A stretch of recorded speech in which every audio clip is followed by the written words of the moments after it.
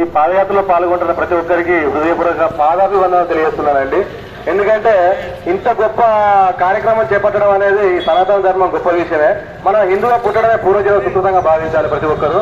ఎందుకంటే ఇలాంటి ధర్మము భూమి మీద ఎక్కడ లేదండి, భూమి మండలం మీద లేదు. అలాంటి గొప్ప ధర్మం పుట్టినందుకు మనం స్థిరత వహించి మన ధర్మాన్ని, సంస్కృతి సాంప్రదాయాలను మన పిల్లలకు నేర్పిస్తూ మన ధర్మ బోధన ప్రతి ఒక్కరికి తెలియజేస్తూ ఇలాంటి కార్యక్రమాలు మరెన్నో చేపట్టాలని చెప్పి మనస్ఫూర్తిగా కూర్చున్నామండి. ఈ యొక్క పాదయాత్ర ఒక ముఖ్య ఉద్దేశం పూజ సత్యనారాయణ గారు తెలిపారు. వారికి హృదయపూర్వక ధన్యవాదాలు.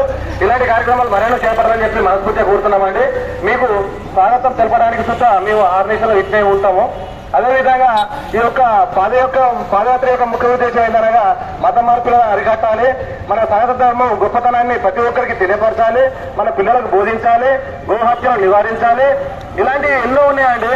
జనవరి 1 వద్దు మనకు ఉగాది ముద్దు అనే ఒక మంచి కార్యక్రమాన్ని వీళ్ళు చేపడుతూ ప్రజలందరికీ తెలియపరుస్తూ ఈ పాదయాత్ర సుఖంగా ఇలాంటి అవాంతరాలు రాకుండా వీళ్ళు చొప్పగా గ్రామానికి చేరుకోవాలని మనస్ఫూర్తిగా ఆ హనుమాన్ దేవుణ్ణి ప్రార్థిస్తూ ఆ శ్రీరాముడు వీళ్ళకు రక్షగా ఉండాలని మనస్ఫూర్తిగా కోరుతున్నాం. జై శ్రీరామ్.